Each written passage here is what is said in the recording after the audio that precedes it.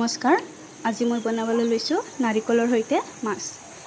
এয়া এফাল নাৰিকল ৰুকি লৈছোঁ আৰু আদা নহৰু অকণমান বটি লৈছোঁ আৰু এটা ডাঙৰ সাইজৰ পিঁয়াজ কাটি লৈছোঁ। এয়া কেৰাহীটো গৰম হ'ব দিছিলোঁ। তাত এতিয়া জোখমতে তেল দি দিছোঁ।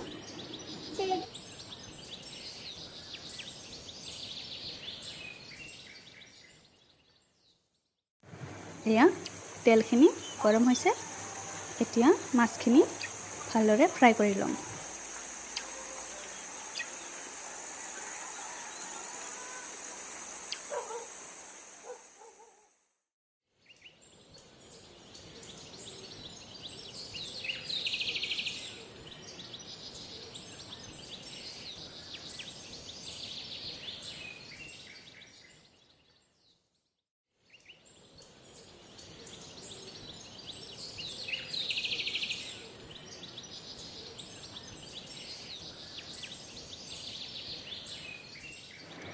এতিয়া তাত হালধি দি দিছোঁ। মই আগতীয়াকৈ হালধি সানি লোৱা নাছিলোঁ।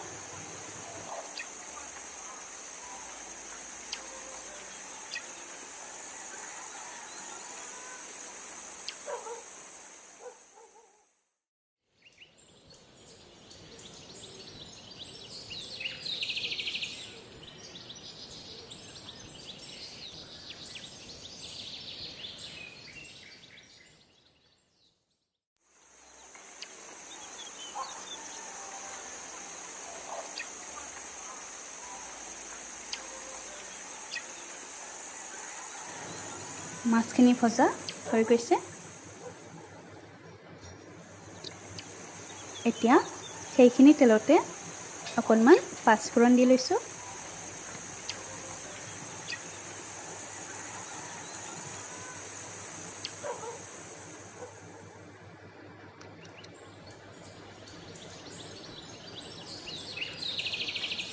এয়া এটা শুকান জলকীয়া দি দিছোঁ আৰু এতিয়া কাটি লোৱা পিঁয়াজখিনি দি দিছোঁ। এতিয়া পিঁয়াজখিনি ৰঙচুৱা হোৱালৈকে ভাজি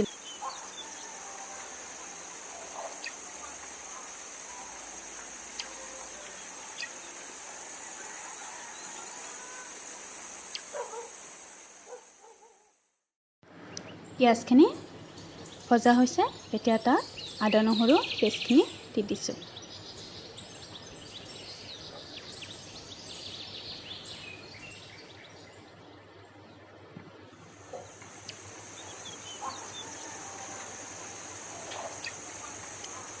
এতিয়া নাৰিকলখিনি দি দিছোঁ।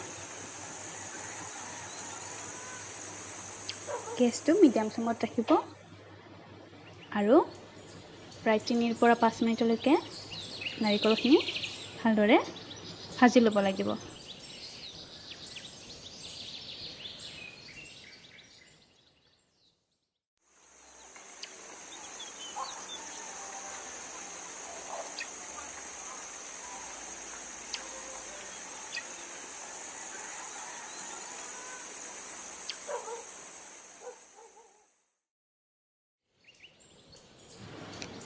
এতিয়া তাত জোখমতে হালধি দি দিছোঁ।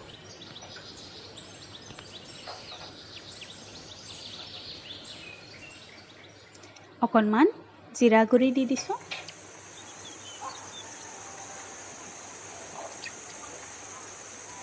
আৰু জোখমতে নিমখ দি দিছোঁ।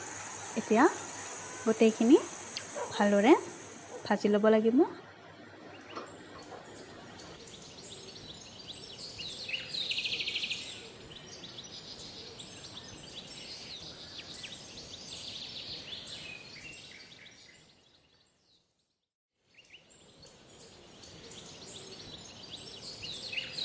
প্ৰায় 5 পৰা 7 মিনিটমান এনেদৰে ভাজি লোৱাৰ পিছত তাত পানী দি দিছোঁ। বহুত বেছি পানী দিব নালাগে, অকণমান গ্ৰেভি টাইপ হ'ব লাগে।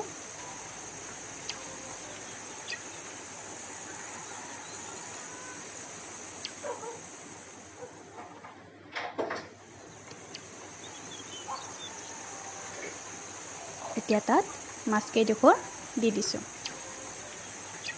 এতিয়া গেছটো মিডিয়াম ফ্লেমত প্ৰায় 5 পৰা 10 মিনিটমান উতলিব দিব আৰু ঢাকনি দিব নালাগে।